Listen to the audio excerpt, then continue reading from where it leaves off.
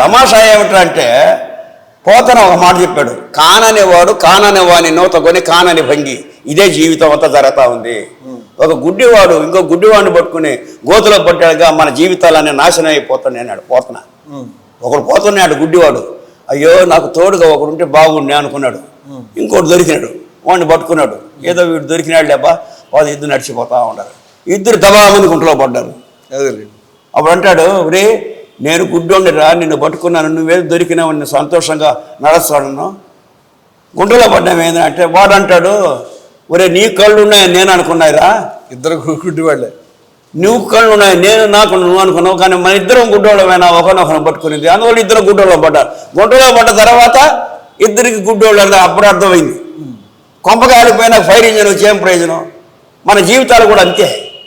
ఉన్నంతలోనే ఇప్పుడే జీవన్ముక్తి, బ్రతికుండగానే నువ్వు ముక్తి సాధిస్తేనే ఇహము విడిచిన ఫలములు ఇంపుగా గలవని మహిని పలుకు వారి మతములెల్ల కల్ల కల్ల. ఎందువల్ల ఇహములోనే పరము ఉండుట కానరా విశ్వదాభిరామి. జీవన్ముక్తే ముక్తి తప్పితే వేరే ముక్తి లేదు.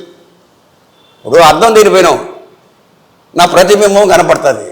నా ప్రతిబింబం నాకు నమస్కారం పెట్టాలంటే నేనేం చేయాలా? నమస్కారం పెట్టాలి మనం. నేను ఎక్కిరిస్తా, అది మట్టుకు నా నమస్కారం పెట్టాలంటే అవుతుందా?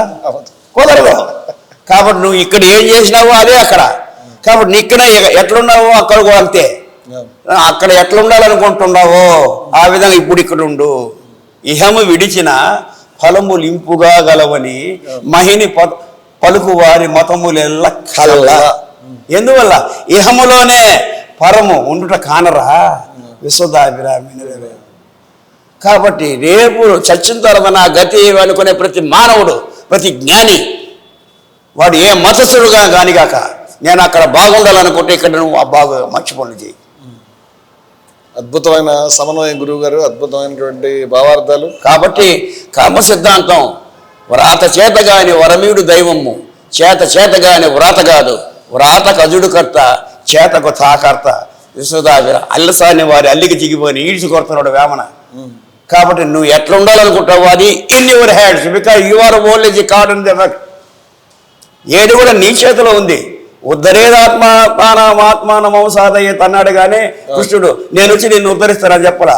బుద్ధుడు అదే చెప్పాడు, అప్పో దీపో భవ అని. ప్రతి ఒక్కరు నిన్ను ఉద్ధరించుకోరా అన్నాడు. ఘంటసాల కూడా మొన్న అదే పాడాడు, ఎవరో వస్తారని ఏదో చేస్తారని ఎదురు చూసి మోసపోకమా, నిజం మరచి నిద్రపోకమా అన్నాడు ఆయన కూడా. కాబట్టి లే ఉత్తిష్టత జాగ్రత్త ప్రాప్యవరాన్ని బోధత, చేరేంత వరకు వెనక తిరిగి బాగా అనేది మన ధ్యేయంగా పెట్టుకొని ఇలాంటి కార్యక్రమాల్లో సరైన సమయంలో ఒక సైన్ బోర్డ్స్ లాగా వీటిని ఉపయోగించుకుంటూ ప్రయాణం చేస్తే నువ్వు ఈ జన్మలోనే చేరవలసిన చోటు చేరతావు. లేకపోతే కాబట్టి గురువు అని మీరు ఒక మాట అడిగారు, గురువు అంటే ఏమిటన్నారు. దీనికి ఒక చిన్న చిట్కా చెప్పి మానేస్తా.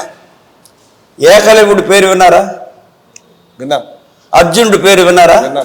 ఇద్దరు ద్రోణ భక్తులేనా? ఇద్దరు ద్రోణ భక్తులే. ఏకలవ్యుడిని విద్య నేర్పమంటే కొన్ని అనానుకూల పరిస్థితుల్లో ఆయన ఒప్పుకోడు. ఎందుకంటే వాళ్ళు అక్కడ వాళ్ళతో చెప్పాలి, ఆయనకి చెప్తే వాళ్ళు ఒప్పుకోరు. అంటే ఆయన ఏం చేసేయడం, గురువుని మనసులో పెట్టుకొని మనసులో ఉండే గురువుని ఆరాధించేంత వరకు మనకి విలువ విద్య వచ్చేసింది. ఎప్పుడైతే మనసులో ఉండే గురువుని వదిలేసి కనబడే గురువు నా గురువు అని ఎప్పుడు అనుకున్నాడో ఏలుపోయింది. విలువ విద్యా పాఠం నాశనం అయిపోయింది. మనసులో ఉన్నటువంటి గురువు, తనలో ఉన్న గురువుని ఉపాసించేంత వరకు విలువ విద్య పెరిగింది. తనలో ఉండే గురువును వదిలేసి కనబడే గురువు యదృశ్యం తద్నశ్యం, కనబడేదంతా నశించబడేది. అనంత స్వరూపుడైనటువంటి గురువును వదిలేసి ఒక పరిమిత గురువుని, కనబడే గురువుని ఎప్పుడైతే నువ్వు గురువు అనుకున్నావో ఆ గురువు నీకేం చేశాడు, మోసంతో నీ బొట్టనెలు కొట్టేసినాడు, నాశనం అయిపోయాడు. అద్భుతమైన వ్యాఖ్యానం. ప్రకృతి ఏం చేసింది, వడ్డీకి వడ్డీ చేర్చి అదే విధంగా శిష్యుల చేతనే మోసం చేయించి గురువు తలకాయ దిగించేసింది. ద్రోణాచార్యుల వారికి అక్కడ అవును అశ్వత్థామ అతః కొంచెరా అన్నాడు. పేరు ధర్మరాజు, పెను వేప విత్తయ్య, ఏనుగంత బొంగు బొంకే ఎంత సుజ్ఞానిరా విశ్వదాభిరామి. కాబట్టి ఎప్పుడైతే సత్పదార్థాన్ని త్రికాలాపాయితంగా ఉండేదాన్ని, ఎప్పుడు ఉండేదాన్ని, అలాంటి గురువుని ఎవడు పట్టుకుంటాడో నీలో ఉండేదాన్ని కారు కారు గురువులు కాగుణితము చెప్ప, శాస్త్ర పాఠములను చదివి చెప్ప, బోధకుడే గురువు కాదు. దీన్ని ఎక్స్ప్లెయిన్ చేయాలంటే గంట పడుతుంది. కాబట్టి నీలో ఉండే శాశ్వతమైనటువంటి తత్వమే గురువు, ముక్త స్థితి తెలిపే మూలమే గురుడయ్యా. విశ్వదాభిరా లక్షణాలు ఉన్నాయి దీనికంతా. అత్తరు సాయిమంటే అత్తరు వాసన రావాలా? చేపల కంపోస్తే ఎట్లా? కాబట్టి గురువు అన్న తర్వాత గురువు లక్షణాలు ఉండాలా. ఆ లక్షణాల్లో ఏ ఒకటి ఉంటే నేను ఇక కాళాశ్రీ పోను, మీ అంకం చేస్తామని ఛాలెంజ్ చేసిన ఒకడు రాలా. కాబట్టి నిజంగా గురువు ఉన్నాడు ఇక్కడ. ఆయన చెప్తున్నాడు, నాకు ఇన్ని విషయాలు తెలిసినాయి. ఒకరు చెప్పారా నాకు?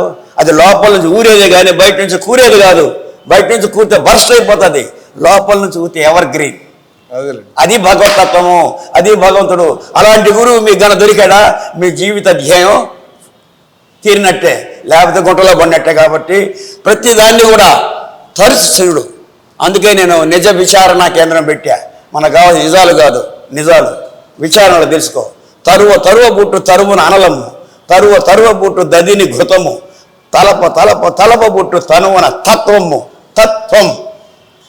విశ్వదాభిరామినరావు. కాబట్టి అలాంటి గురువుని నిజతత్వాన్ని, నిత్య సత్యాన్ని, ఆ సత్య స్వరూపాన్ని కనుక మీరు ఆరాధించి తెలుసుకోగలిగితే మీ జీవితం అజేయం. తత్వం అంటే తత్వం, అది నువ్వే అసి అయి ఉన్నావు.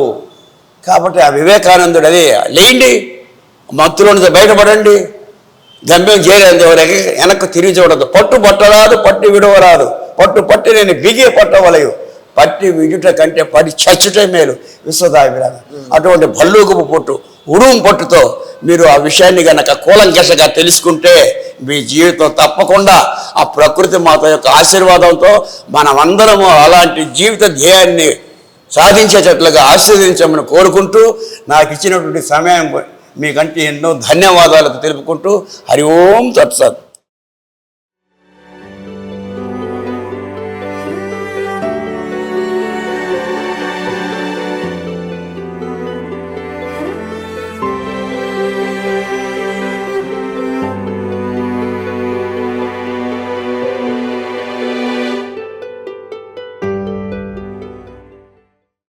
మీ ఆలోచనల్ని మరింత సంపద్వంతం చేయగల ఈ పుస్తకాల్ని మీరు చదివారా? ప్రతులకు జై భారత పబ్లికేషన్స్ 9848030089.